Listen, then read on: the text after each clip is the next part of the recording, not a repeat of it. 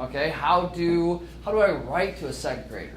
I can talk to them. We're going out to the baseball field. I can play catch with them. I might have siblings, but how do I actually take something, some content that I know, and get it down to their level for them to be able to understand it? That's kind of the goal of today, is to kind of refresh our memory, refresh our minds on writing to that audience, taking that content that we've spent so much time on and being able to get it to their level.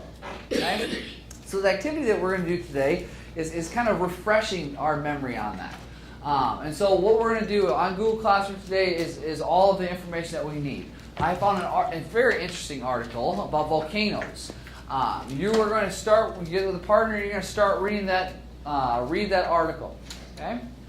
Trying to understand that word compared to different strategies that you've already been working with. Yeah, right? So we have, instead of having one word in a paragraph that we don't understand, you have multiple, 5, 6, 7, 8. Okay? So make sure you write about that in your reflection and your question. So we introduce a new concept. If I was going to introduce a new concept in a text, how would I do that? Probably related to something that we already understand. Yeah, something they already know. So do you think they did it with anything in there? Can you find any examples where they might have introduced a new word? With the one with 3 or 4 paragraphs of thread? No. Haven't got maybe after about the 19th or 20th paragraph? What about that? What about the length of it? Do you think the length of it's appropriate for 6th grade? The length, it's going to make you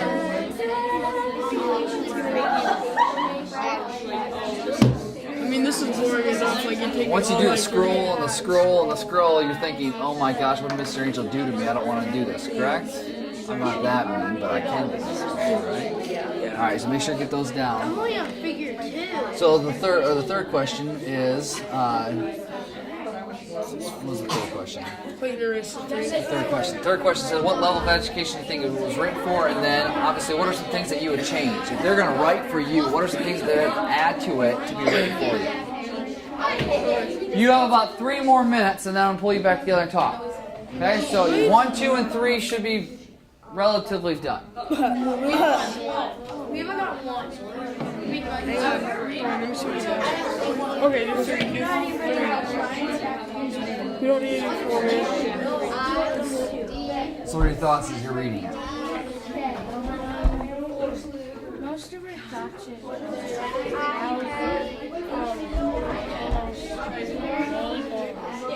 Is it easy to understand or is it hard to understand? kind of hard to understand. Kind of hard. What makes it hard to understand? Like the volcano, that most of the volcanic system works. So we've talked about volcanoes before, right? Why haven't we looked at this article before? If the types of articles that we've looked at, the type of text that we look at, the type of information that we've looked at, what has it been? Has it been long articles, or what are some things that we've looked at? Pieces of information that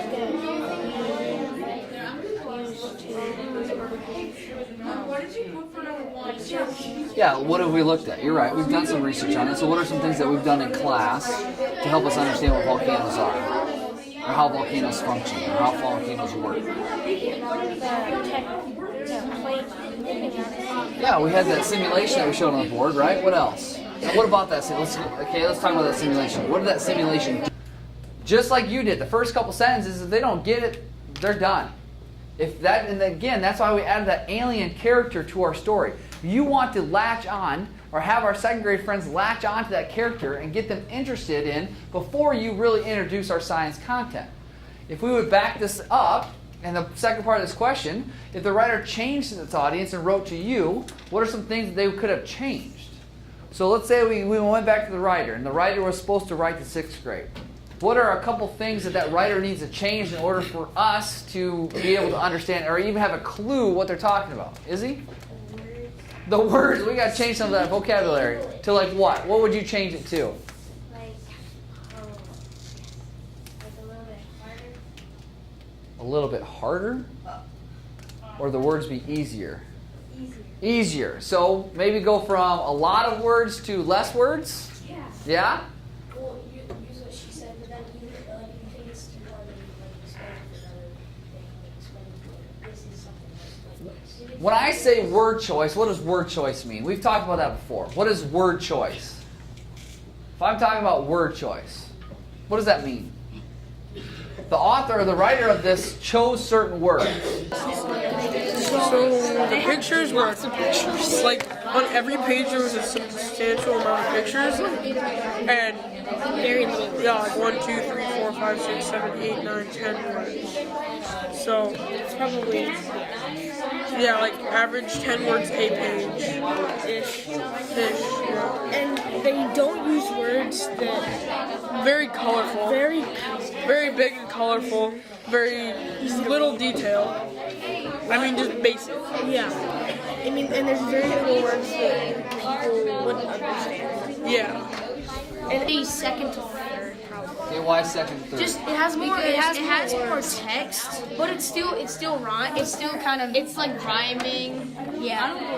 And it doesn't use that. Maybe first to second grade. First, second grade. Because usually third grade. Okay, what about the pictures? First to third. They're big and they colorful. So I think it'd be first and It's second. very cartoony, right? Yeah. Is it really a non-fiction book or is it a fiction book? It's fiction. It's fiction. So even look at the polar bear. Is that polar bear written for your level? No. Fifth grade, fourth grade? I mean, if we look at the characters that are written, that's definitely probably more of an early elementary level book. Yeah.